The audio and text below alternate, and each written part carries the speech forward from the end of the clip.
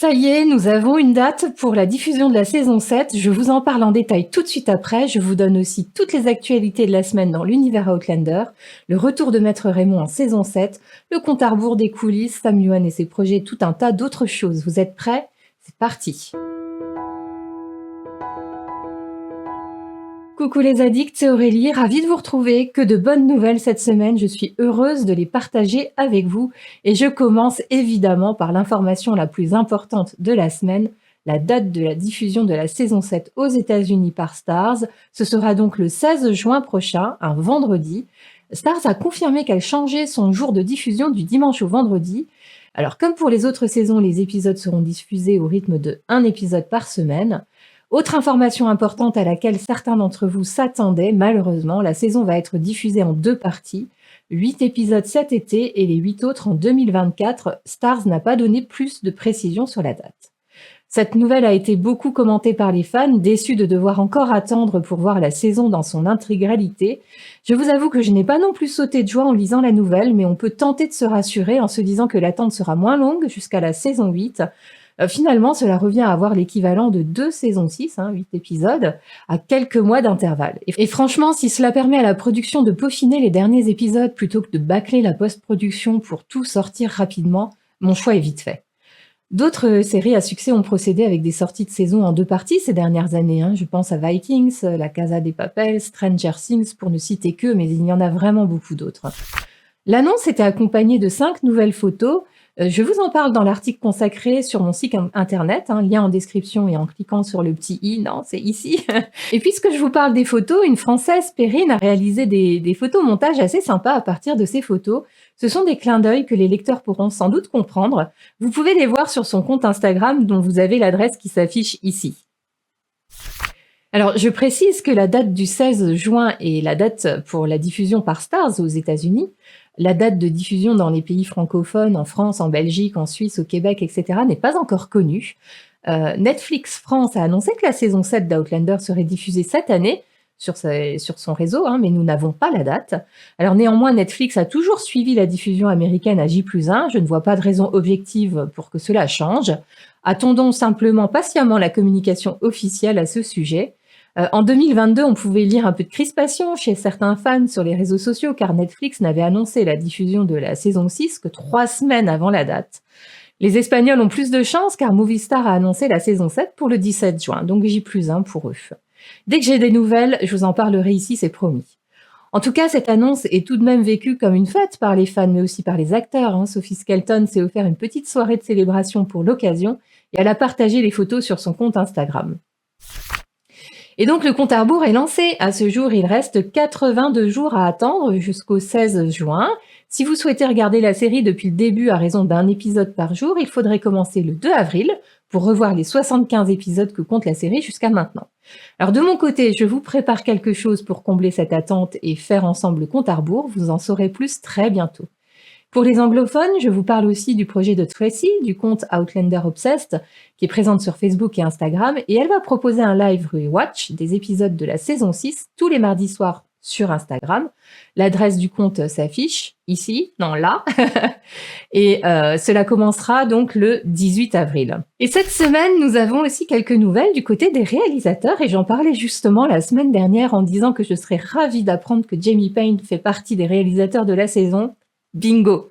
Et comme pour les saisons 5 et 6, c'est lui qui a été désigné pour réaliser le dernier bloc, donc les 2 derniers épisodes de la saison, ainsi qu'on peut le lire sur la publication du compte Instagram de l'agence qui représente ce réalisateur. Il y a un hashtag block 8, ou block 8 en anglais. Cela semble un peu en contradiction avec le clap de fin visible sur la photo de Sam et Kat qui a circulé au moment de l'annonce de la fin du tournage de la saison 7. En effet, le nom de réalisateur visible sur ce clap est celui de Joss Agnew. Et j'ai mené ma petite enquête et il s'avère que Joss Agnew a réalisé 2 blocs, 4 épisodes pour la saison 7. Alors on ne sait pas lesquels pour l'instant. En tout cas, je suis super contente car Jamie Payne est un réalisateur que j'aime vraiment, vraiment beaucoup. Il a une patte qui me touche vraiment. Et pour savoir pourquoi j'apprécie son travail, vous pouvez aller réécouter mes décryptages des épisodes qu'il a réalisés. Et je pense notamment au dernier épisode de la saison 5, Never My Love, ou le dernier de la saison 6, par exemple. Je vous mets les liens et tout ça est dans la description. Je vous donne aussi des nouvelles de la Librock et c'est Charlotte Golledge sur Instagram. C'est une femme qui est guide touristique en Écosse et aussi passionnée d'Outlander. Et elle nous montre des images de la cour de la Librock à différents moments de l'année et du tournage. Et vous voulez connaître l'objet de son attention? Eh bien, il s'agit d'un poteau électrique le long du muret qui entoure la propriété de la Librock. Et au gré des mois, ce poteau est absent ou présent, laissant supposer que la Librock est filmée dans sa version 20e siècle ou 18e. Et alors j'ai envie de vous dire, si vous savez, vous savez. Mais je n'en dirai pas plus pour ne pas spoiler les non-lecteurs. Son réel est visible sur son compte Instagram, ici. Autre énorme scoop cette semaine, c'est le retour de Maître Raymond pour la saison 7. Et c'est l'acteur Dominique Pinon lui-même qui a donné cette info dans un entretien avec le quotidien français Le Courrier Picard. Et il dit, je cite, « Il y a 3 mois, la production m'a rappelé pour jouer mon rôle dans le 12e épisode de la saison 7. Ils ont réussi à faire revenir mon personnage. » Fin de la citation. Alors j'ai hâte de connaître l'intrigue autour de ce retour. Un flashback, un comeback, tout est imaginable. Nous verrons. Et pour finir sur les news autour de la saison 7, Kat et Sam nous ont donné en début de semaine une vidéo dans laquelle ils se confrontent dans un quiz sur la série. Alors Kat gagne vraiment toujours à ces jeux-là et elle n'a pas manqué de taquiner Sam à ce sujet sur les réseaux sociaux. En tout cas, c'est sympa de les retrouver dans ce genre de vidéo qui nous avait un peu manqué, il est vrai, lors de la dernière promo pour la saison 6, même si on sait pourquoi. Cette vidéo est sur mes comptes Facebook et Instagram en version sous-titrée par Anne-Marie. Merci à toi. Et n'hésitez pas à la partager sur vos groupes, sur vos comptes. C'est vraiment fait pour ça. Et maintenant, je vous parle des projets des acteurs. Et cette semaine, c'est Tobias Menzies qui est à l'affiche d'un film avec Julia Louis-Dreyfus. Alors, le film n'est pas sorti, on n'a pas encore la date de diffusion. Ce film s'appelle You Hurt My Feelings.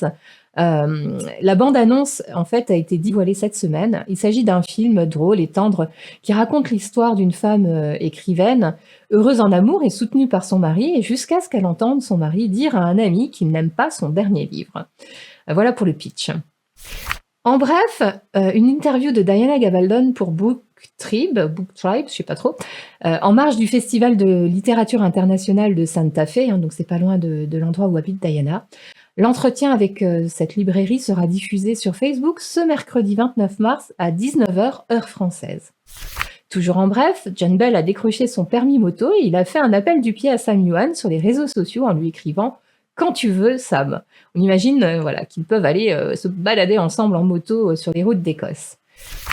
Et puisque je parle de Sam Yuan, il vient d'atteindre le nombre hallucinant de 4 millions d'abonnés sur Instagram et sur Twitter. Il a remercié ses fans et promis une année à marquer d'une pierre blanche, knockout, yeah, tel qu'il l'a écrit dans son message. Toujours par rapport à Sam, une maison d'édition au Brésil sollicite l'avis des Brésiliens sur Twitter en leur demandant, donc je cite, « Si nous devions faire une tournée avec Sam Yuan et Graham McTavish, vous aimeriez quelle ville? Rio, Sao Paulo, Curitiba ou une autre ville ?»